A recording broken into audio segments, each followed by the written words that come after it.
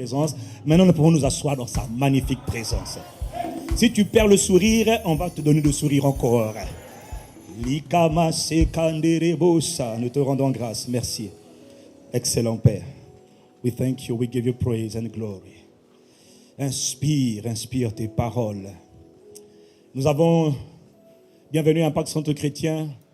Bienvenue dans ce lieu d'apparence ordinaire où Dieu fait des gens ordinaires, des gens extraordinaires. Et il le fait par la puissance de son glorieux Saint-Esprit. Nous avons notre sainte convocation demain. À partir de demain, toute cette semaine, nous serons dans notre semaine de jeûne et prière. Même si vous n'êtes pas en jeûne, venez quand même parce qu'il y a 3 horaires. Il y a 3 le matin, le midi et le soir. C'est la particularité cette année, c'est qu'il y a 3. Dieu est en train de réveiller l'esprit de prière dans l'église. Et je vous ai dit que quand Dieu réveille l'esprit de prière en toi, ça veut dire que Dieu a décidé de te rendre fort. Il y a beaucoup trop de frères, de sœurs partout. Ils aiment Dieu, mais ils sont comme des spaghettis. C'est-à-dire que spirituellement, même les spaghettis est plus gros que toi, plus lourd que toi. Trop léger, trop fragile, trop faible. Et pourtant, nous sommes dans un monde en guerre impitoyable. Le monde dans lequel nous sommes, c'est un monde qui est impitoyable. Nos adversaires, l'armée des ténèbres, ils sont impitoyables. Ils ne connaissent pas le mot pitié. Le problème, c'est que vous connaissez le mot sommeil alors qu'eux, ils ne sommeillent pas. Pendant la nuit, ils passent leur temps à attaquer. Dieu merci, celui qui ne sommeille ni ne dort. Il demeure en nous et il est avec nous. Et ce même Dieu te dit, il faut apprendre à être un homme fort, une femme forte. On est fort par la qualité de la parole qu'on reçoit et qu'on déclare et par la qualité de la prière. Voilà pourquoi toutes les fois que Dieu te demande de prier, c'est un bon signe pour toi. Ça veut dire que Dieu veut t'emmener quelque part. Il y a des responsabilités, il y a des charges que Dieu veut te confier, que tu ne peux pas prendre parce que tu es trop léger. Spirituellement, on va te... Non, quand tu dis fou, tu dis qui a fait ça là? Oh, lui, il sait qui il est. Dis-moi Amen. Dieu veut susciter des hommes et des femmes très fortes. Voilà pourquoi nous nous tiendrons dans sa présence chaque matin, chaque midi et chaque soir. Midi, nous le faisons déjà depuis plus d'1 mois et nous sommes reconnaissants pour ce programme que le Saint-Esprit nous a inspiré de nous tenir dans sa présence chaque midi, de midi et demi, midi 15 à 13h15, juste pour prier, selon les différents sujets qu'il nous donne. Et cette semaine, nous allons continuer midi en prière, maintenant couplé à la semaine de jeûne et prière. Si tu ne jeûnes pas, c'est pas grave, viens quand même prier. C'est une convocation solennelle. Dis-moi Amen. Dis-moi Amen. Amen. La popularité de Jésus-Christ ne se reconnaît pas au culte des dimanches. C'est faux. La popularité de Jésus-Christ et du Saint-Esprit, donc, se reconnaît au culte de prière. C'est là qu'on voit si vraiment Dieu a des véritables disciples, des gens qui veulent apprendre à l'aimer, apprendre à intercéder, apprendre à faire son plaisir. Le dimanche, il y a beaucoup de sympathisants. Tu vois, non? Il y a des touristes. Bon, pas toi, hein? Toi, tu es bien. Mais il y a des gens ici qui sont des sympathisants. Mais c'est pas grave, vous êtes quand même bienvenus à ICC. Au lieu de rester à la maison, je préfère encore voir un touriste ici qu'un touriste chez lui. Viens ici, entendre la parole de Dieu. Quelqu'un me dit Amen. Deuxième annonce que je voudrais faire rapidement, c'est que le Seigneur nous a donné une dynamique qui est claire, une vision qui est claire. Cette année, nous devons sortir, aller répandre la bonne nouvelle du royaume de Dieu. Voilà pourquoi nous sommes en train de parler, d'être des ambassadeurs. Il nous enseigne la série Ambassadeurs du royaume, parce qu'il nous a appelés à sortir, à aller gagner le monde, à aller gagner chaque âme. Rien ne donne de la joie dans le cœur de Dieu, si ce n'est une seule âme, au moins une âme qui est gagnée. Chaque jour, chaque fois qu'une seule âme est gagnée, une seule âme est sauvée, une seule âme est détournée de la destination de l'enfer pour aller vers le royaume de Dieu. Chaque fois que ça arrive, Dieu est dans la joie. Il y a de la joie. Les anges sont dans la joie, le Père est dans la joie. Ton anniversaire ne donne pas de la joie au cœur de Dieu. Dieu peut être content avec toi, c'est vrai. Mais ton anniversaire ou ton mariage, ce n'est pas ça le plus important dans le royaume de Dieu. Le plus important dans le royaume de Dieu, c'est quand une âme est gagnée. Ce n'est pas que les choses sont mauvais, non. Mais le plus important, dis avec moi le plus important, c'est d'abord que le royaume de Dieu se déploie. Que le règne de Dieu se déploie. Que la famille de Dieu s'agrandisse. Pas ICC, la famille de Dieu. Quelqu'un dit Amen. Donc à cet effet, on vous a, je crois, remis, je ne sais pas si on leur a remis, est-ce qu'on vous a remis des petites feuilles dans lesquelles on vous demande juste de mettre vos noms, votre prénom. Pourquoi? Parce que le Seigneur nous a dit dans Matthieu chapitre 9, verset 38, il nous a dit dans Matthieu 9, oh miséricorde, 38, il nous a dit, il faut prier pour que Dieu envoie des ouvriers dans sa moisson. Tout le mois de février, nous avons prié pour que Dieu envoie des ouvriers. Nous avons prié pour que Dieu sauve les âmes. Et nous attendons à une grande moisson d'âmes sauvées. Il faut que tu sois concerné, préoccupé par le sort de ceux qui sont perdus, de ceux qui ne connaissent pas encore Christ, de ceux qui n'ont pas encore reçu la vie. Quelqu'un me dit Amen. Et il nous a dit de prier. Et pendant tout un mois, nous avons prié. Jour après jour, nous avons prié. Depuis le 1er février, nous avons prié pour cela. Prié pour cela. Avant d'aller, il faut prier. C'est ce que nous avons fait. Il a dit, priez pour que Dieu suscite des ouvriers. Et il y a 3 types d'ouvriers. Et c'est pour vous que ces papiers ont été distribués. Si vous êtes déjà gagneur d'âme, c'est bien. D'ailleurs, je préfère dire ambassadeur. Dire avec moi ambassadeur. Parce que les gagneurs d'âme, ce sont vraiment des ambassadeurs. Ils vont faire le travail le plus important sur la terre. Quel que soit leur travail, leur fonction, leur rôle dans la société, ils font le travail le plus important sur la terre. Le travail de Dieu. Gagner des âmes, sauver des vies. Sauver des vies. Quelqu'un me dit Amen. Et la feuille que vous avez reçue, on vous demande juste de mettre votre nom, votre prénom, si jamais vous voulez réellement devenir un ambassadeur. Si vous êtes un touriste, mais que le touriste veut se changer en ambassadeur, gloire à Dieu. Le royaume de Dieu, c'est la seule entreprise, la seule organisation qui ne cessera jamais de recruter. Il y a trop peu d'ouvriers. Mais il y a 3 types d'ouvriers. Les premiers ouvriers, c'est ceux qui partent sur le terrain. C'est vous, c'est à vous que ce papier a été donné et c'est pour vous que je parle. Afin que vous rejoigniez la grande famille des gagneurs d'âme, des ambassadeurs. Ceux qui vont sortir selon les stratégies que le Saint-Esprit va nous donner d'ici la fin du mois. Dis-moi Amen. Amen. Le deuxième type d'ouvrier, c'est ceux qui prient, les intercesseurs. Parce qu'on peut être ouvrier en priant pour ceux qui sont sur le terrain, en priant pour ceux qui sont dans la moisson. C'est un travail qui est très important. Les intercesseurs, ceux qui prient et qui intercèdent à chaque instant pour que le monde soit gagné, pour que les âmes soient sauvées. C'est un travail qui est très important.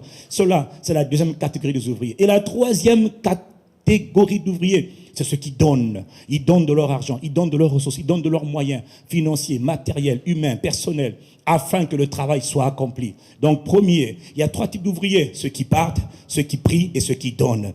Nous allons mettre en place un fonds missionnaire. Pourquoi? Pour soutenir la vision que tu nous as donnée. Nous devons aller de lieu en lieu. Dieu nous a parlé d'aller établir des familles, des églises. Il dit, mais Seigneur, comment ça va se faire? Il dit, allez seulement. Le Congo doit être sauvé, gagné pour Jésus-Christ. Ce n'est pas un slogan, ça va être une réalité. Dis-moi Amen. Donc si vous voulez rejoindre cette famille d'ambassadeurs qui partent, qui obéissent au mandat de Dieu, à la voix de Dieu, écrivez votre nom et déposez-le à la fin du culte, quelque part dans un panier, ou je ne sais pas où on vous demande de déposer ça, je ne maîtrise pas. Le pasteur ne maîtrise pas tout à ICC. Voilà. Ça, c'est le ministre qui doit donner les détails. Si tu ne donnes pas les détails, tu auras affaire à moi. Tu as compris, frère? Quelqu'un me dit Amen et je continue. Amen. Voilà, répétez seulement votre nom et votre numéro de téléphone et on vous contactera. Avant la fin du mois, nous aurons une réunion à ce sujet. Maintenant, on va rentrer dans la parole pour quelques instants seulement, parce que le temps est déjà bien avancé. Miséricorde, miséricorde, que Dieu m'aide. Nous sommes en train de parler d'être les ambassadeurs du royaume. Nous avons vu que Jésus était le premier véritable ambassadeur, que lui, il était conscient qu'il était un homme en mission. Et lorsqu'il est venu, il a donné un message. Il n'a pas dévié, il ne parlait que du royaume de Dieu, du royaume de Dieu. Et quand il disait le royaume de Dieu était arrivé, on voyait les effets, on voyait les résultats. Les malades étaient guéris, les âmes étaient restaurées, les gens étaient sauvés, délivrés, ressuscités de la mort à cause de la bonne nouvelle du royaume de Dieu. Mais le Seigneur nous a dit avant de partir que moi je m'en vais. Mais le Saint-Esprit, quand il viendra, il vous enseignera toutes choses, il vous révélera toutes choses et il vous conduira dans toute la vérité. Puis, le Saint-Esprit est venu. Et le Saint-Esprit, on a vu la semaine dernière, nous a révélé quel était le message de l'Évangile. Parce que nous sommes des ambassadeurs. Les ambassadeurs doivent aller annoncer un message. Un ambassadeur ne dit jamais ce qu'il veut. Il dit ce que le gouvernement lui demande de dire. Un témoin, Jésus a dit, vous recevrez le Saint-Esprit et vous serez mes témoins. Un témoin, c'est quelqu'un qui doit authentifier, qui doit attester, mais il doit avoir un témoignage. Le témoin, il doit donner un témoignage. Le témoignage, c'est le message. Dis avec moi le message. Lorsque Jésus venait, il était un témoin du Père, il était un envoyé du Père. Il donnait le message. Quel était le message? Il ne parlait que du règne de Dieu. Et lorsque l'Esprit est venu, il a saisi, il a rempli les apôtres, il les a envoyés aussi donner le même message. Et il nous a vu qu'il nous a envoyés avec une bonne nouvelle, la bonne nouvelle de Christ, ou encore l'évangile de Christ, ou encore la bonne nouvelle de Jésus-Christ. Quelqu'un me dit Amen. Et il nous a dit que c'est le message qu'il faut enseigner. N'allez pas dire que nous sommes des ICC. N'allez pas dire que oui, je t'aime de l'amour de Jésus. Non, ce n'est pas ça d'abord qu'il a dit de dire. Même si tu le dis, il faut savoir le dire de la bonne manière, comme l'Esprit veut qu'on le dise. L'Esprit a dit, allez annoncer la bonne nouvelle du royaume de Dieu, la bonne nouvelle de Christ, ou encore l'évangile de Christ. C'est le message central dans lequel Dieu nous demande de nous refocaliser. Quelqu'un me dit Amen. Et dans 1 Corinthiens 15, verset 1, Paul nous a rappelé le message central de l'évangile. Le message que les Paul, les Pierre, les Philippe, les Matthieu, que tous allaient prêcher après la mort de Christ. Qu'est-ce qu'ils allaient annoncer? Il dit, je vous rappelle, frères et sœurs, l'évangile, c'est-à-dire la bonne nouvelle que je vous ai annoncée, que vous avez cru, autrement dit, vous avez reçu, vous avez accepté cette bonne nouvelle. Je vous ai annoncé, Paul dit, l'évangile que je vous ai annoncé. 1, 2, que vous avez reçu. 3, dans lequel vous tenez ferme, dans lequel vous restez attaché. Il dit, c'est par cet évangile que vous êtes sauvés. Il nous a dit que tu n'es pas sauvé. Sauvé vient du mot grec sozo, S-O-Z-O. Ça veut dire, bien sûr, né de nouveau, c'est vrai, mais ce n'est pas tout. Ça veut dire restaurer, préserver, béni, délivré, etc. Tous les bienfaits de Dieu se retrouvent dans le mot sozo, dans le mot salut. Le salut, en fait, c'est tout le package de grâce, de miséricorde, de bonté, de merveille que Dieu a donné à ceux qui ont cru. Quelqu'un dit Amen. Il dit, mais vous n'êtes pas sauvés par la prière d'un homme de Dieu. Vous n'êtes pas béni, vous n'êtes pas distingué, vous n'êtes pas préservé par la prière d'un prophète, d'un pasteur, d'un apôtre, d'un bishop, bishop. Non. Vous êtes béni, préservé, heureux, et prospère, etc. par l'évangile. C'est la parole de Dieu qui nous rend prospères. Mais quelle parole? La parole que nous avons écoutée, la parole que nous avons crue et dans laquelle nous demeurons fermement attachés. Il dit, c'est par cet évangile que vous êtes sauvés, si vous le retenez dans les termes où je vous l'ai annoncé. Autrement, votre foi ne sert à rien. Et maintenant, il est temps que notre foi devienne une foi authentique. Mais la foi authentique, c'est une foi qui est attachée à l'évangile authentique. Et il nous décrit après quel est cet évangile, quel est le contenu de ce message. Il nous a dit, je vous ai transmis avant tout le message que j'ai moi-même reçu. Premièrement, Christ est mort pour nos péchés. 2, Christ a été enseveli. 3, Christ est ressuscité le 3e jour, conformément aux Écritures. Au verset 11, il nous a dit, ainsi donc, que ce soit moi, Paul, ou que ce soit eux, les Paul, les Pierre, les Jacques, les André, etc., tous les autres, voilà le message que nous prêchons. Et voilà aussi ce que vous avez cru. Ces hommes qui avaient été envoyés, les ouvriers de la première église, ils ne prêchaient que le message de Christ crucifié, enseveli et ressuscité. Dis-moi Amen. Et l'apôtre Paul nous a expliqué que ce message est la puissance même de Dieu. Dans Romains 1 et verset 16, il a dit, je n'ai pas honte de l'évangile, car cet évangile-là de Christ crucifié, enseveli et glorifié et ressuscité. Il dit, cet évangile-là, c'est la puissance de Dieu. Autrement dit, la puissance de Dieu est manifeste à travers cette bonne nouvelle. Nous avons une bonne nouvelle à aller communiquer au monde entier. Voilà pourquoi le Saint-Esprit est en train de nous aider à comprendre quel est le message qu'il faut donner, quel est le témoignage qu'il faut donner lorsqu'il nous envoie. Quelqu'un dit Amen. Je n'ai pas entendu. À travers le sang de la croix. Parce que nous sommes en train de parler de la puissance de la croix de Christ. Donc nous parlons du premier volet. Christ crucifié. Dis avec moi, Christ crucifié. Le Christ dont nous parlons, nous avons dit la semaine dernière, il est Dieu. Le Fils éternel de Dieu. La parole de Dieu. Il est celui par qui tout a été créé. Il est celui qui a créé toutes choses. Colossiens 1, verset 15, 16, 17. Tout a été créé par lui. Pour lui qui? Le Christ. Le Christ, il est celui dont il est écrit, au commencement était la parole. La parole était avec Dieu et la parole était Dieu. Rien de tout ce qui a été fait n'a été fait sans elle, sans la parole. Tout a été fait par la parole. Il est celui par qui tout a été créé. Il est celui qui est connu comme étant le Fils éternel de Dieu. Et Dieu, le Père, l'appelle Dieu, parce qu'il est Dieu. 1 Jean 5, verset 20 nous dit que c'est lui qui est le véritable Dieu. La vie éternelle. Il n'est pas un prophète. Il n'est pas un bébé. Il est Dieu, fait homme et ressuscité et glorifié. Quand Jean l'a vu, Jean posait sa tête sur lui en parlant du Christ. Mais quand Jean le revoit après sa résurrection, son ascension, il dit, ah, c'est lui. Jean dit, je me prosternais à ses pieds comme mort. Voilà pourquoi la Bible dit, ceux qui ont connu Christ dans la chair, il n'est plus de la même manière. On ne le connaît plus de cette manière. Il est glorifié, ressuscité et glorifié. Quelqu'un me dit Amen. C'est de lui que nous parlons. Nous parlons de l'évangile de Christ. Cet évangile de Christ nous dit, nous avons vu que Christ est descendu. Il s'est fait incarner dans un corps de terre. Il est devenu homme. On l'appelait Jésus de Nazareth. Dis-moi Amen. Dis-moi Amen. Et quand il est venu, il nous a montré pendant 3 ans et demi comment devait vivre un citoyen du royaume des cieux. Quelqu'un qui est réellement né de Dieu. Voilà pourquoi je refuse de vivre en deçà des standards qu'il a vécu. Je refuse. Tel il est, tel nous sommes. Ça va prendre le temps que ça va prendre, mais tel il est, tel nous sommes. Voilà pourquoi il faut bénir Dieu, parce qu'en toi, il a commencé une belle œuvre. Et il te conduit petit à petit. Je te dis qu'un jour, on ne va pas te reconnaître, et c'est le but. Si tout le monde te dit, mais toi tu ne changes pas, hein? Toi tu ne changes pas, toi tu ne changes pas, ça c'est une injure. Il faut qu'ils disent que tu es bizarre, tu commences à devenir bizarre, tu as des paroles bizarres, il y a une sagesse, une intelligence, une compétence, une connaissance, une grâce. Je ne sais même pas pourquoi. On dirait que quand je te vois, je ne sais pas, mais tu ressembles à la pétale du cerise sur le gâteau, mais je ne sais pas, mais tu brilles. Tu dis, c'est Dieu. Pas m'énerver ici. Dis-moi amen. Donc nous sommes en train de regarder la puissance de la croix.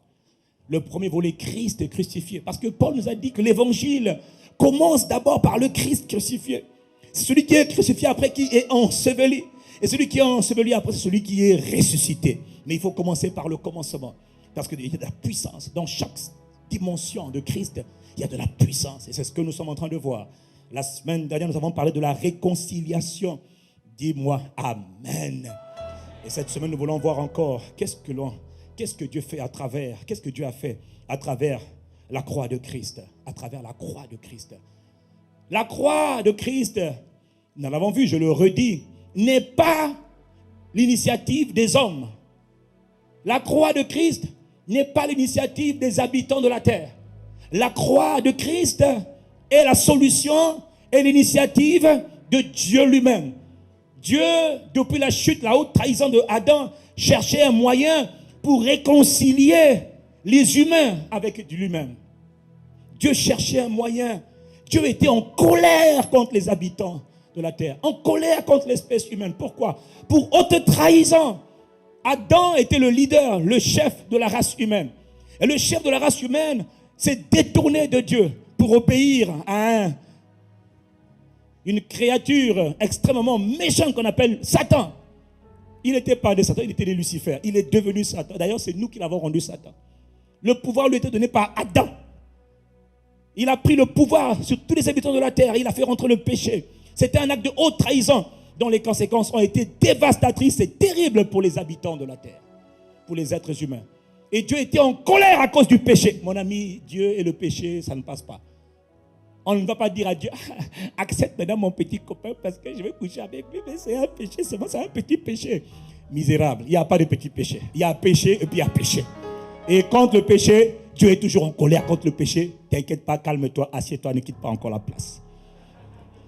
Je m'en vais si c'est comme ça. Non, calme-toi. Puis garde ton sourire, s'il te plaît. Quelqu'un me dit amen et je continue.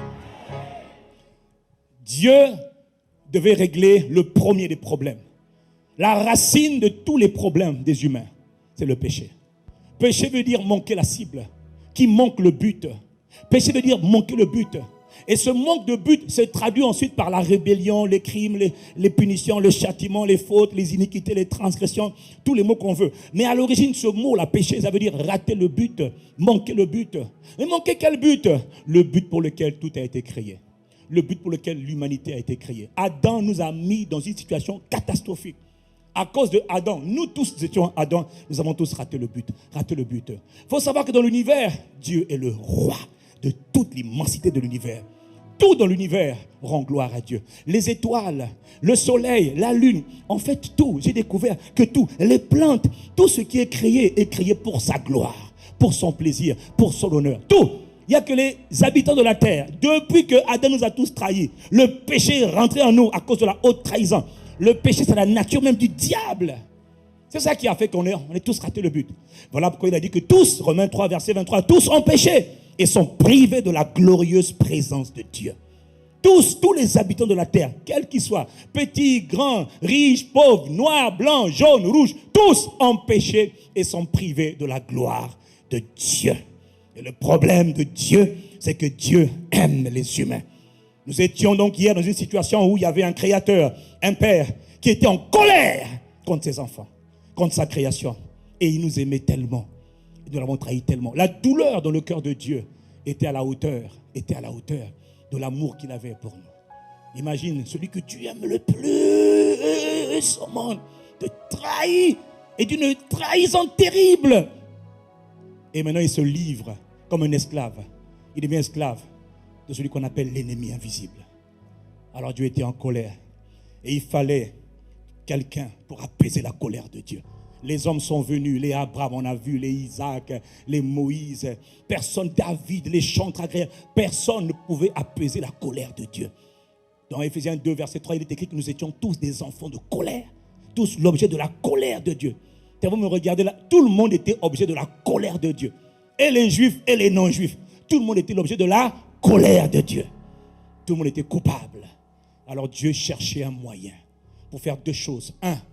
Un moyen pour ramener les êtres humains qu'il aimait tellement, ramener à lui. Un peu comme un père veut et séparer de ses enfants, mais il veut ramener ses enfants à lui.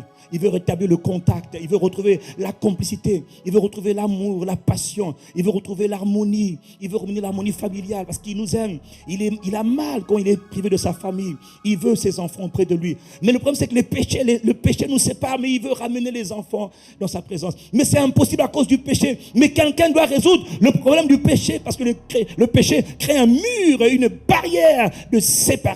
Quelqu'un doit briser cette barrière. Mais qui va faire une chose pareille? Deux, il veut non seulement revenir, nous ramener dans sa présence, parce que sans lui, nous sommes perdus. Mais en plus de ça, le même Père veut nous redonner ce que nous avons perdu. Le commandement, l'autorité. Parce que depuis que Adam nous a trahis, nous souffrons, les habitants de la terre souffrent. Parce que l'ennemi, en plus il est invisible, mais il est réel. Ce sont des entités spirituelles, démoniaques, extrêmement méchantes, qui n'ont aucune compassion, aucune miséricorde. Elles aiment te dire, même si quelqu'un m'a, j'ai vu quelqu'un la dernière fois qui me dit, mais moi les esprits là, je parle avec eux, ils m'aiment bien. J'ai dit, ils te détestent. Quand Satan dit la vérité, il ment. Il ment. Et ce sont des ennemis. Avec eux, il ne faut jamais être faible. Je n'ai pas entendu quelqu'un me dire amen. Et Dieu cherchait un moyen pour redonner aux humains le pouvoir, l'autorité sur ses ennemis, qui nous maltraitaient comme ils voulaient. Et pour ça, Dieu, dans sa sagesse infiniment grande, a mis en place une solution. Cette solution s'appelle la croix. Ce n'est pas la solution donnée par une religion. Pitié, ne me parlez jamais de la religion. La solution, c'est la croix de Christ. La croix de Dieu lui-même. Quelqu'un me dit amen. Et avant que Jésus n'arrive, les Juifs, le monde était séparé entre les Juifs et les non-Juifs. Et les Juifs, pour s'attirer, les Juifs vivaient avec Dieu. Et pour éviter que Dieu ne les frappe, Dieu leur avait dit, vous allez instituer une série de fêtes. Mais une fois par an, il y aura une fête qui ne sera pas comme les autres fêtes. Cette fête, on appelle ça la fête de l'expiation. Vers le mois d'octobre, tous les ans, année après année. Parce que pour vivre et ne pas être frappé par Dieu, il fallait que Dieu couvre. Et pour ne pas que Satan aussi les frappe, il fallait que Dieu couvre. Parce qu'en fait, le péché, c'est ça qui donne de la force au royaume des ténèbres. Tout démon est fort quand il trouve le péché. Là où Satan ne trouve plus en toi un accès pour te pousser à pécher, il est faible, désarmé, dépouillé. Sa force vient du péché. C'est là qu'il te pousse par tous les moyens à commettre des péchés de toutes sortes. Est-ce que quelqu'un me comprend? Il pousse les gens à commettre toutes sortes de péchés. Refuser Dieu, rejeter Dieu, faire ta propre volonté. Tout ça là, c'est des péchés. Son but, c'est de te pousser dans le but de te cribler, de te massacrer. Et le but de Dieu, c'est de te ramener constamment dans sa présence, de te sanctifier, de te rendre saint, pur et agréable devant Dieu. Parce qu'il sait que quand tu es trop proche de Dieu, là, dans la pureté, la sainteté, dans la vérité, tu es intouchable. Il te garde comme la prunelle de son œil. Toi, tu es venu toucher ici, là. Je te cogner avec mon doigt, là. On ne touche pas. Quelqu'un dit amen et je continue.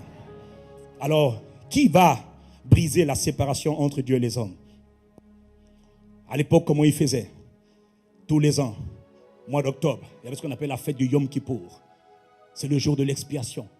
Le jour de l'expiation. Pendant ce jour de l'expiation était un jour de terreur, était un jour de peur et en même temps de réjouissance. C'était la fête la plus solennelle. Une fois par an, il fallait, au mois d'octobre, faire une cérémonie pour couvrir, pas enlever, couvrir les péchés de tout le peuple d'Israël. Même ceux qui étaient soi-disant des juifs non pratiquants devaient être là le jour. Même ceux qui n'allaient pas à la synagogue étaient obligés d'être là le jour de l'expiation. Parce que tout le peuple était concerné. Ils savaient que celui qui restait chez lui pendant le jour de l'expiation là pouvait mourir. C'était la loi en Israël. Et le souverain sacrificateur ou encore le grand prêtre venait le jour de l'expiation. Lui-même aussi il tremblait parce qu'il savait qu'il pouvait laisser sa vie.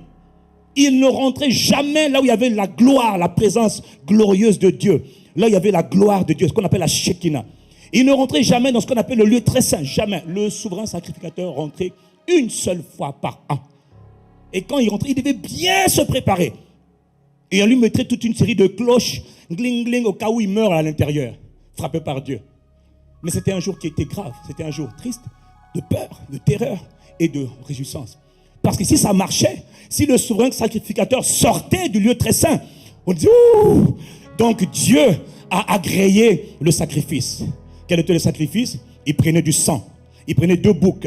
Un bouc, le premier bouc, on le prenait, on le sacrifiait, on le tuait. On prenait le sang et on emmenait le sang dans le sanctuaire, le lieu très saint. Après, on rentrait dans le lieu très saint. Mais là-bas, il avait peur parce qu'il savait pas ce qui pouvait lui arriver.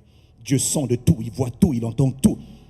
Dieu est juste, mais Dieu c'était un feu redoutable. On l'appelait l'Éternel, le Dieu qui juge.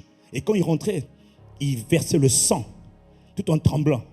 Et tout le peuple écoutait, tout le peuple regardait. Tous les millions de Juifs étaient là dehors, en train d'attendre. Que va-t-il se passer quand le souverain sacrificateur va déposer le sang sur l'autel? Est-ce que l'offrande va être agréée et on va être pardonné? Nos péchés vont être couverts, pardonnés et couverts pour 1 an? Ou bien est-ce qu'on va le frapper? Si on le frappe, que va-t-on devenir? On va tout perdre. On va rien avoir. Ils savaient que quand Dieu se met en colère, c'était terrible pour eux. Est-ce que quelqu'un me suit? Alors le jour de l'expiation, en octobre, il va aller, le souverain sacrificateur allait, il versait le sang, et quand il sortait, tout le monde disait nos péchés sont couverts. Et c'était le soir, il faisait la fête. Nos péchés sont couverts. Heureux celui dont le péché a été pardonné. Parce que le péché donnait accès à Satan pour te détruire. Et quand le péché était couvert, alors tu étais préservé. Est-ce que quelqu'un me suit?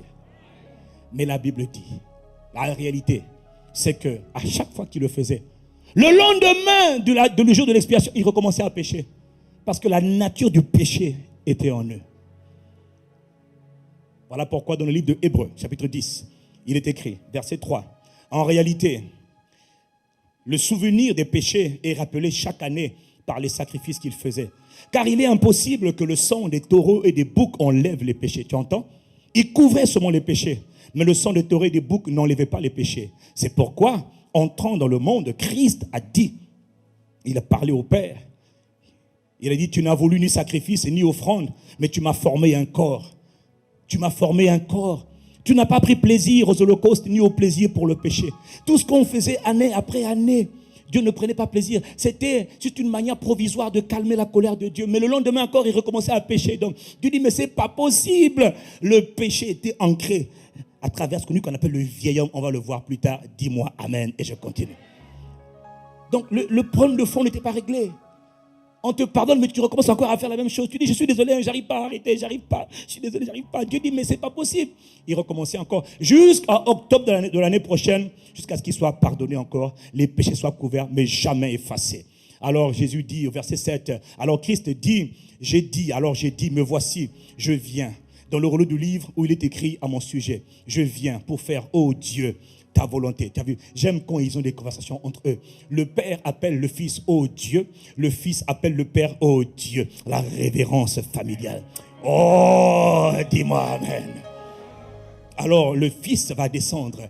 Il vient, ô Dieu, pour faire ta volonté. Et le Fils va utiliser la tactique de l'identification. Dans 2 Corinthiens 5, verset 21, il est écrit, dis avec moi, l'identification. L'identification, c'est une tactique par laquelle Jésus, quand il vient, le Christ, quand il vient, il s'identifie, il prend la place de l'homme.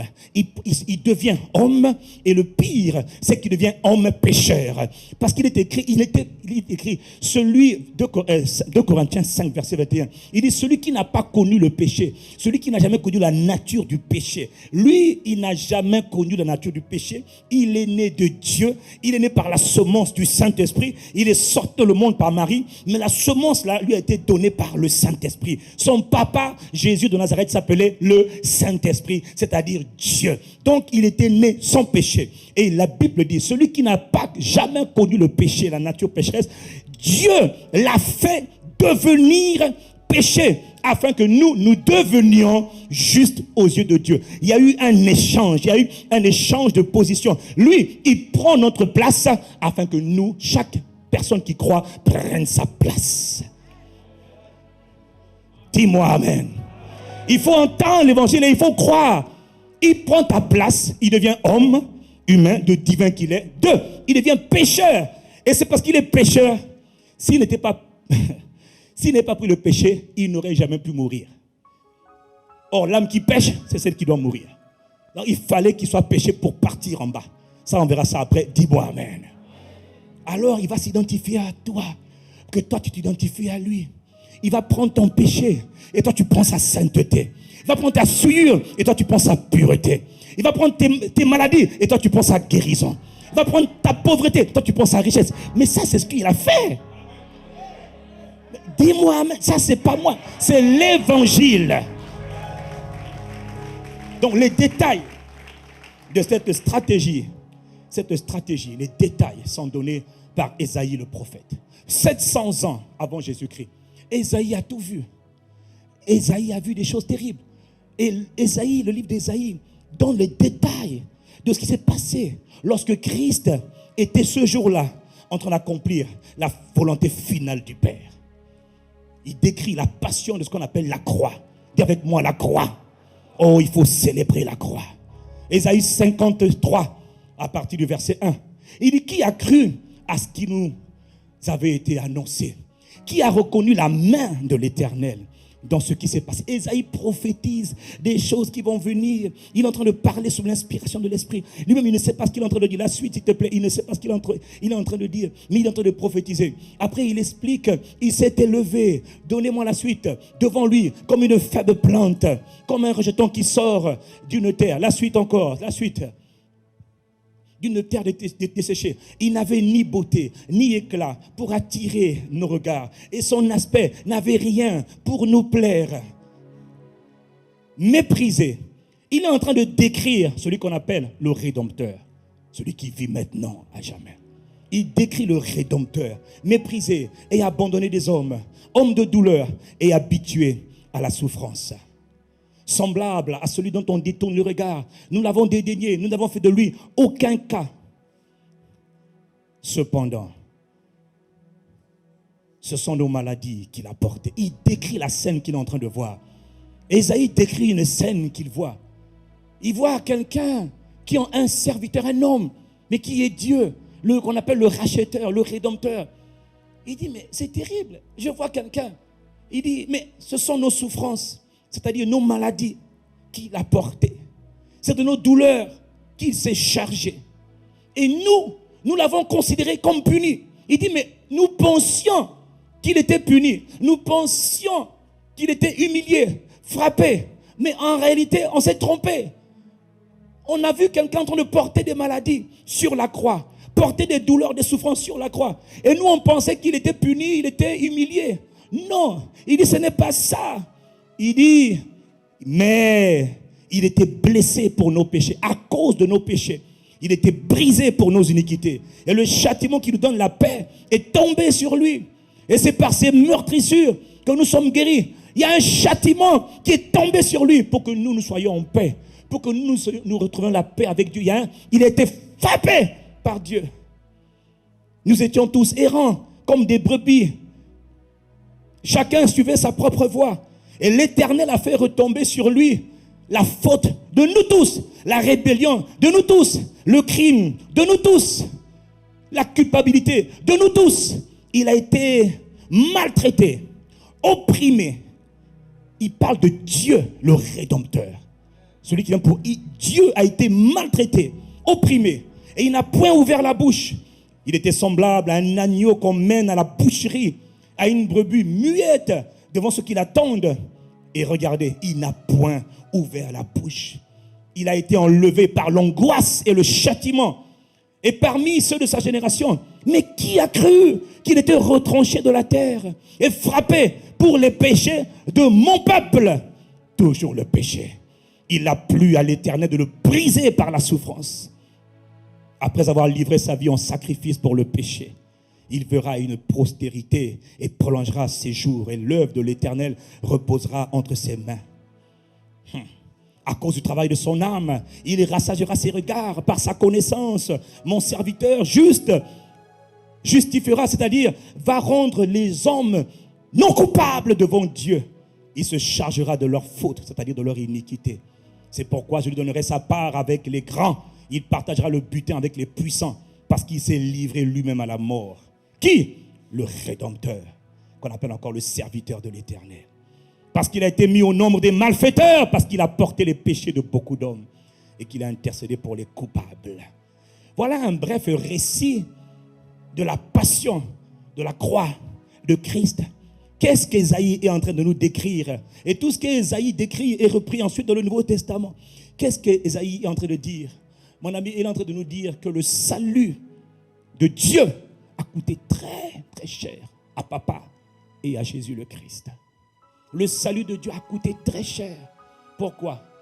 Parce que le Père a frappé son Fils. Dans la colère due à la haute trahison, Dieu était en colère. Et là, il ne fallait pas que l'agneau couvre les péchés, mais il fallait que l'agneau de Dieu ôte les péchés. Il enlève les péchés. Mais pour qu'il enlève ces péchés-là, qui donnaient tout le pouvoir à Satan, Dieu a frappé Dieu le Fils. Le Père a frappé l'enfant. Il dit, regarde les mots qu'il utilise. Dieu l'a brisé. Dieu l'a frappé. Dieu l'a opprimé. Regarde les mots. Dieu l'a maltraité. Dieu l'a crucifié. Dieu l'a retranché. Il a plu à l'Éternel de le briser par la souffrance. Quelqu'un devait payer le crime des êtres humains. Et ce quelqu'un, c'est Dieu lui-même. Tu entends? L'évangile, la bonne nouvelle. Pourquoi était-ce aussi important? Parce que sans effusion de sang, il n'y a pas de pardon. Il n'y a pas de pardon si quelqu'un n'a pas versé le sang. Et c'est Dieu lui-même qui verse son sang. Dis-moi Amen. Ils ont craché sur son visage. Cracher sur le visage chez les Hébreux, c'est un signe de profonde humiliation.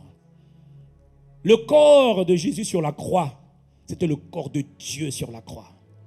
Et ce sang qui a été versé, sans effusion de sang, il n'y a pas de pardon. Mais là, il faut quand même reconnaître que son sang a été versé de manière excessive. Il a versé trop de sang. Il a versé le sang 7 fois.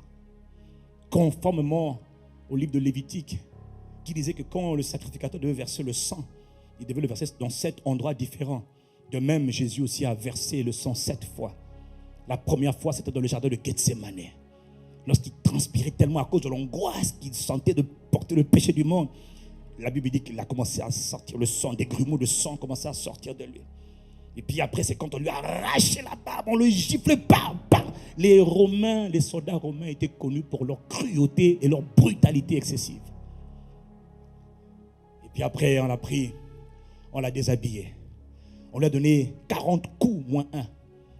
Et quand vous regardez, allez sur Internet, regardez les fouets romains de l'époque. C'était des fouets avec des barres de fer terribles. C'était du métal dur. Et un seul coup te met KO. Un seul coup. Surtout toi là, tu es évanoui déjà. Un seul coup. Il a pris 39 coups. Le dos était lacéré, blessé. Son dos était ouvert. Le dos était tout. Faut arrêter la télévision bête là où on nous montre un Jésus sur une croix. Aucune tache de sang. Lui, tout de la plante, du sommet de la tête jusqu'à la plante des pieds, tout était ensanglanté. Il y avait du sang partout. Son sang a ruisselé. Le dos était ouvert par les blessures. Et ils le prirent après. Ils ont fait des couronnes d'épines. J'ai regardé les couronnes d'épines que les soldats romains faisaient. Mais ce n'est pas des épines comme les petits arbres d'ici. Ce sont des épines gigantesques. Des longues épines. On n'a pas planté sur sa tête. Le sang a commencé à couler de partout. Ça a pénétré le front partout.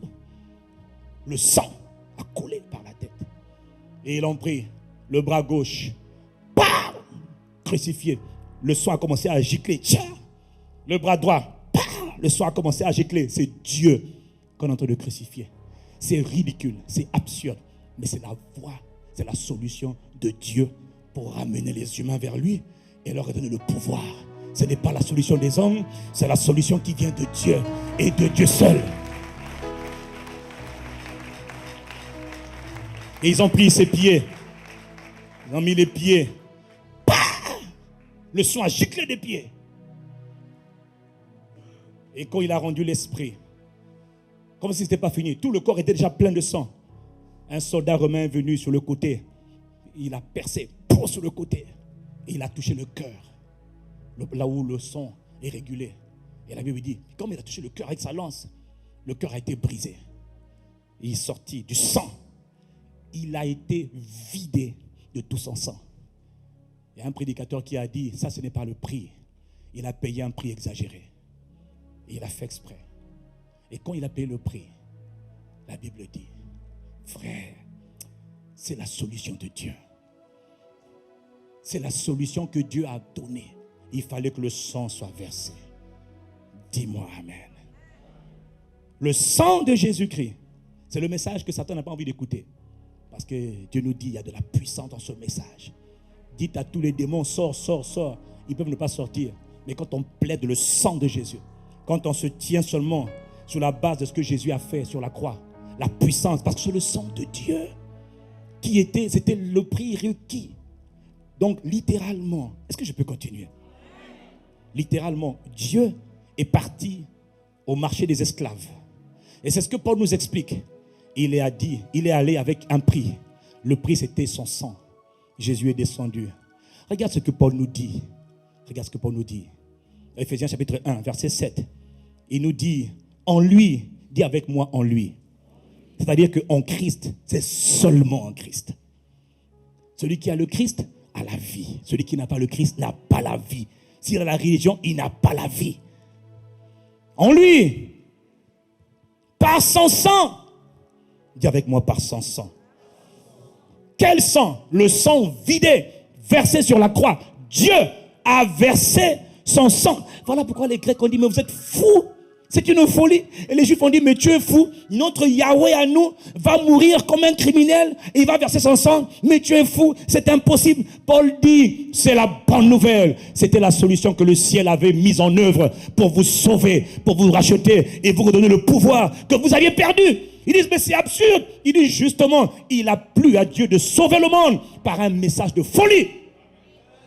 Je n'ai pas entendu quelqu'un me dire amen. En lui, par son sang, nous sommes rachetés. Par son sang, nous sommes pardonnés de nos fautes. Il dit selon la richesse de sa grâce, c'est-à-dire selon l'abondance de la grâce. La grâce de Dieu dont nous parlons tous les jours là, elle a commencé seulement à la croix. Il n'y a pas de grâce divine sans la croix. Quelle est cette grâce-là? Je vais t'élever, tu seras béni, tu seras promu, tu seras directeur, tu seras chef de machin. Oui, d'accord, mais ça commence à la croix. Sous-entendu, si Christ est mort à la croix, tu dois mourir aussi. Les gens veulent t'élever sans mourir, c'est quoi? On va en parler après. Il n'y a pas de résurrection s'il n'y a pas d'abord de mort. Mais dans l'église d'aujourd'hui, maintenant, on ne veut plus entendre le message de la mort. On veut seulement entendre le message de la bénédiction. Il n'y a pas de... Ok. Par son sang, nous sommes rachetés. Par son sang, nous sommes pardonnés. Mon ami, une fois que tu es pardonné, maintenant les choses sérieuses peuvent commencer. Tout le reste là va venir parce que tu es pardonné. Mais c'est seulement en Christ. Si tu es uni à Christ, si tu reçois Christ, il dit, tout est pardonné. À travers le sang de la croix, tous les péchés sont pardonnés. Attention, ce n'est pas les péchés d'hier, hein. C'est les péchés d'hier, d'aujourd'hui et de demain. Voilà pourquoi tout ce que tu peux commettre comme péché aujourd'hui, écoute-moi, Dieu n'est pas en colère contre toi. Tu as entendu? Tous les péchés, parce que Jésus a déjà été frappé. La Bible dit qu'il a acquis pour nous une rédemption éternelle. Donc son sacrifice, ce n'est pas seulement les péchés d'hier, non. C'est les péchés d'hier, d'aujourd'hui et de demain. Mais parce que moi j'ai péché. Les péchés que tu fais aujourd'hui te détruisent. Pourquoi? Tu donnes accès à Satan. En ce qui concerne le Père, tout ce que tu as à faire, c'est te repentir et te pardonner. Mais en fait, tu as déjà été pardonné. Est-ce que quelqu'un comprend de quoi je parle? Tout ce que le Père attend, c'est que tu te confesses. Voilà pourquoi quand tu as péché, ne te cache pas pour dire non. Il a déjà porté tes péchés. Il a déjà porté tes péchés. Maintenant, ce qu'il te dit, c'est confesse-les. Je te pardonne. Mon sang te purifie. Mais confesse-les.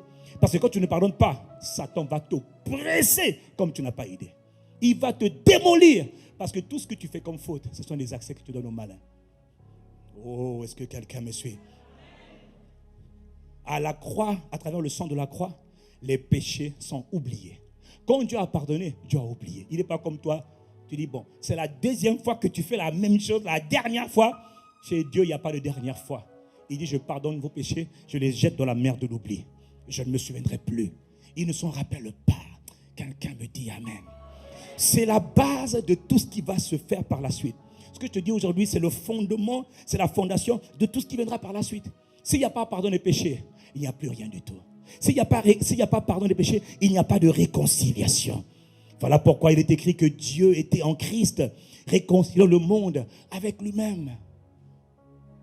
Il faut comprendre que si Dieu avait seulement pardonné les péchés, tu pourrais encore vivre, subir les conséquences de tes péchés.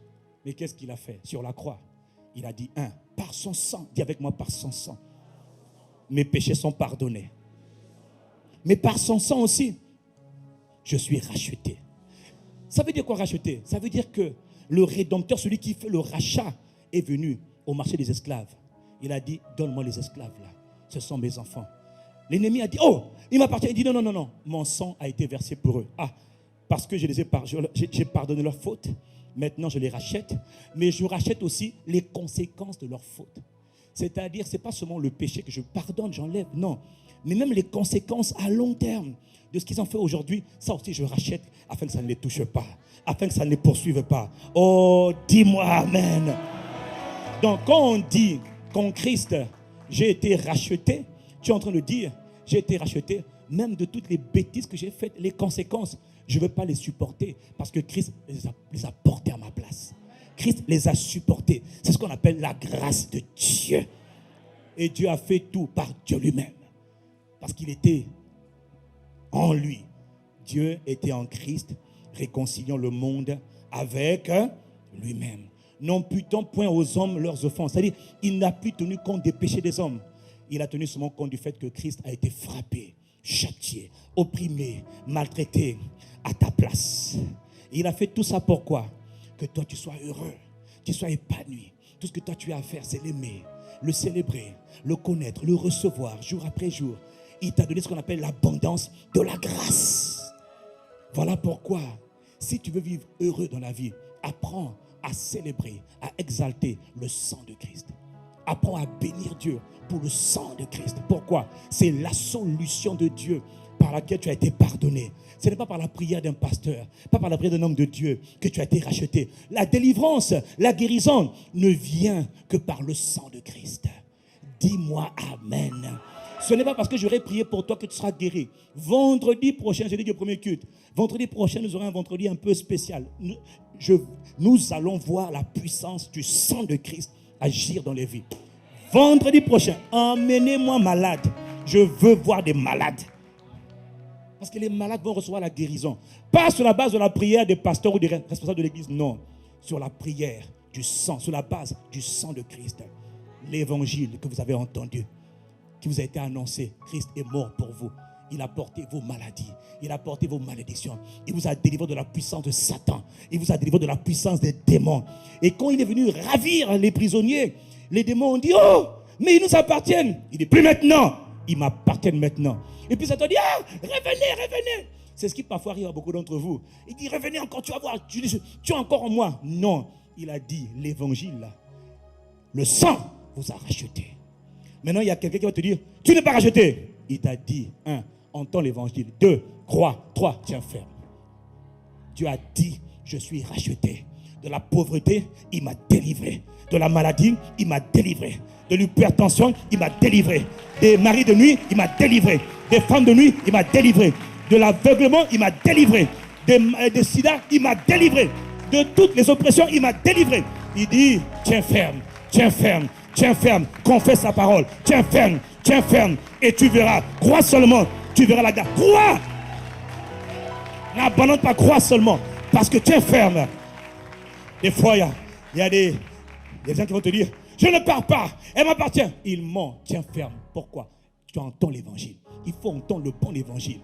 Je suis venu te dire ce matin que par le sang de Jésus versé pour toi à la croix du Calvaire, tu as été guéri, tu as été libéré, tu as été restauré, tu as été préservé. Si il y a quelques maladies dans ton corps, tout ce qu'on va dire, oh VIH, SIDA, viens vendredi. En les rigueur, tu vois, Dieu va nous montrer simplement que ce n'est pas la puissance d'un homme. Il a dit, c'est par cet évangile, cette bonne nouvelle que vous êtes sauvés, délivrés, bénis, préservés, protégés. Ce n'est pas par ma prière que tu es protégé, c'est par l'évangile que tu entends. Tiens ferme dedans. Parce que cet évangile nous annonce que Dieu a tout fait par Dieu lui-même. Il ne t'a pas consulté. Il t'a dit, maintenant j'ai tout fait. Par amour pour toi, papa a tout fait. Maintenant papa a dit, mon fils, crois seulement. Je crois en quoi? Crois en l'œuvre achevée de Christ. Ça a commencé d'abord par sa mort. Sa mort là, c'est son sang. Il y a de la puissance dans le sang de Jésus. Tu vas voir comment des maladies peuvent guérir. Cette semaine, on était là, on priait. Et puis il y a une maman qui était là. Quand j'ai dit tout le monde se prosterne, à midi, elle ne peut pas se prosterner. Elle était un peu frustrée. Elle est venue me voir à la fin et dit, ah, papa, j'ai 3 vertèbres, j'ai une nerf sciatique, et puis comme un boité, j'arrive pas à me prosterner, j'ai 3 vertèbres. J'ai dit, maman, ce n'est pas moi, c'est Jésus qui a porté tes maladies. Est-ce que tu le crois? Oui, je crois, papa. J'ai dit, maman, reçois la guérison, parce que c'est l'œuvre de Christ pour toi. Il a porté tes maladies. Et maintenant, après, on a prié simplement, il n'y a pas de stress. Je ne fais plus aucun effort, je refuse, parce que c'est lui qui a fait tous les efforts. Moi, il m'a dit, crois seulement. Je crois. Et ça marche. Et finalité, la maman était guérie. Dis-moi amen. Dans les vertèbres qui manquaient, la sciatique, guérie. Parce que le sang de Jésus, il y a de la puissance dans le sang de Jésus. Il a dit, il a porté les maladies. Il a porté les cancers, il a porté les tumeurs, il a porté toutes les maladies. Il a porté sur lui, afin que toi, tu n'aies plus à les porter. C'est simple, c'est l'évangile, c'est la bonne nouvelle.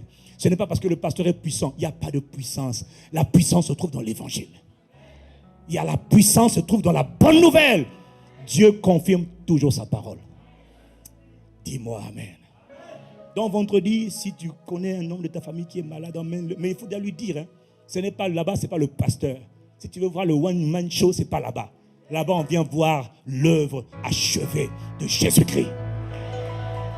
On s'appuie sur la mort du Christ sur une croix. Dis-moi amen. Et c'est pourquoi je nous donne ce message? Pour que vous tous qui irez, qui allez rejoindre le rang des ambassadeurs, vous allez seulement annoncer, comme Paul. Vous allez quelque part, vous dites, moi ici je ne connais rien. Et ici, dans notre famille, il y a des choses bizarres qui se passent. On ne se marie jamais, on ne peut pas travailler, on est toujours malade de la même maladie. Tu dis, papa, moi je ne connais rien. Je n'ai pas de diplôme de théologie. Tu vas faire comme Paul chez les Corinthiens. Tu dis, je ne connais qu'une seule chose. Jésus-Christ. Jésus-Christ crucifié. C'est-à-dire, je ne connais que Jésus-Christ. Jésus-Christ qui a versé son sang sur la croix. Et ce Jésus a dit que par son sang précieux, si tu le reçois dans ton cœur, tu es délivré, tu es restauré, tu es pardonné, tu es béni. Ce n'est pas mon œuvre, c'est son œuvre. C'est son sang qui te libère. Est-ce que tu le crois? Est-ce que tu l'entends? Est-ce que tu l'acceptes? Est-ce que tu décides de tenir ferme? Alors maintenant, sur cette base, je vais prier avec toi. Et ils allont voir des miracles et des miracles et des miracles. Quelqu'un me dit amen. Mon ami, mon frère, à travers le sang de la croix, la chose la plus importante, c'était que d'abord les péchés soient pardonnés, effacés, et que nous soyons rachetés. Voilà pourquoi, si tu apprends à célébrer le sang de Christ, si tu apprends à rendre grâce à Dieu, rendre gloire à Jésus pour son sang versé à la croix pour toi, frère, tu es béni. La puissance et la grâce de Dieu va t'accompagner. Mais si tu méprises le sang de Christ, la Bible dit, il est le réconciliateur. Il n'y a pas de réconciliateur. Il n'y a pas de médiateur. Aucun ange n'a fait ce que Christ a fait. Pour sauver le monde, Dieu n'a pas appelé Marie. Dieu n'a pas appelé Gabriel. Dieu n'a pas appelé Michael. Aucun d'eux n'est le réconciliateur. Célèbre, il n'y en a qu'un seul réconciliateur. Jésus de Nazareth, le Christ. Il n'y a pas d'autre intermédiaire. Attendez, ne me cherchez pas des problèmes. Enlevez-moi vos médiatrices de toute grâce. Il n'y a aucune médiatrice de toute grâce. Ça, c'est un autre évangile qui n'est pas l'évangile du règne de Christ. Il n'y en a qu'un seul a versé le sang sur la croix. Un seul a été capable de dire, papa, les hommes, désormais, parlez-vous. Un seul a réconcilié l'univers avec Dieu lui-même. Un seul, on l'appelle Jésus de Nazareth, le Christ. Pas Michael, pas Gabriel. Arrêtez de prier. Gabriel, Marie, Michael, niaiserie. C'est un faux évangile. Un seul évangile. Il est digne de gloire. Qui? Jésus de Nazareth, le Messie. C'est tout. Il n'y en a aucun autre. Il est écrit, il y a de salut en aucun autre. Tu entends? Il y a de bénédiction, il y a de grâce, il y a de délivrance, il y a de restauration, il y a de préservation, il y a de sécurité en aucun autre. Car il n'y a sous le ciel aucun autre nom qui ait été donné parmi les hommes par lequel nous devons être sauvés. Il y a un seul nom, le réconciliateur, le médiateur entre papa et toute la race humaine. Il n'y en a pas deux, il y a un seul médiateur. Arrêtez de donner un autre évangile. Aucun pasteur n'est médiateur, un seul est le médiateur, Christ. Et il est, parce que son sang a ruisselé sur la croix. Le sang de Dieu, versé comme un bandit dans une incroyable souffrance. Et tu veux laisser ça pour aller chercher l'onction du prophète, l'onction d'un pasteur. Donc la solution de Dieu n'est pas bonne pour toi. Toi, tu cherches la solution des hommes. Oh, tel homme va m'aider. Qu'est-ce que tu fais du sang? Il y a de la puissance dans le sang. Et toi, tu cherches tes solutions à côté. Et donc, nous laissons la solution de Dieu pour prendre des solutions, des religions, des groupes politico-occultes, des machins, des pasteurs, hommes de Dieu qui ont faim et soif. Et voilà. Inclinons la tête. Inclinons la tête. Mon frère, célèbre Dieu. Dis merci. Gloire à Jésus. Gloire à Jésus. Gloire à Jésus. Gloire à celui qui a versé son sang précieux sur la croix. Exalte-le. Oh, célébrons-le. Magnifions son nom. Bénissons son nom. Bénissons, exaltons son nom. Oh, gloire à Jésus-Christ. Louange à l'agneau. Louange à celui qui a été immolé à la croix du calvaire. Louange et gloire. Oh, prends quelques instants. N'oublie pas, les actions de grâce sont importantes. Sur la base du peu que tu as entendu aujourd'hui, ne sois pas indifférent. Prends le temps de célébrer. Tu as été frappé par la colère de Dieu, mais tu as été épargné.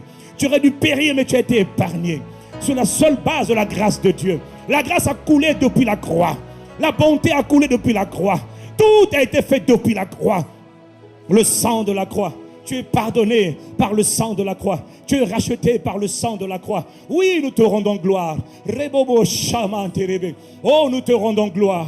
Oh, nous te bénissons. Magnifique présence de Dieu. Jésus est notre sauveur. Oui, je suis fier de t'appartenir. Qu'il est bon d'avoir Jésus comme sauveur. Qu'il est bon de t'appartenir. Qu'il est bon de te célébrer. Voilà la bonne nouvelle qu'il nous faut répandre aux quatre extrémités de la terre, aux quatre extrémités du Congo et de toute la région. Voilà la bonne nouvelle. Christ a porté nos péchés. Christ nous a délivrés de la puissance de Satan. Christ nous a réconciliés avec Papa Dieu. Christ nous a redonné le pouvoir perdu par son sang. Le sang de Dieu a été versé sur la croix. Le sang de Dieu, ce n'est pas le sang d'un ange, ce n'est pas le sang d'un homme, c'est le sang de Dieu, le Fils unique venu du Père.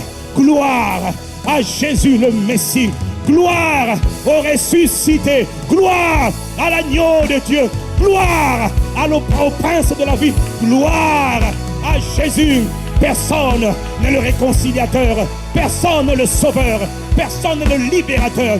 Il n'y en a qu'un seul. Il a dit, il y a un seul médiateur entre Dieu et les hommes, entre le Père et les humains. Il y a Jésus, le Messie. Il est digne. Il a triomphé. Il est digne d'être célébré, d'être adoré, d'être honoré. Jésus le Messie, Jésus le Christ, nous te bénissons et nous te célébrons. Seigneur, nous te bénissons, nous te célébrons. Y a-t-il quelqu'un pour acclamer le sang de Jésus-Christ? Et je n'ai pas terminé.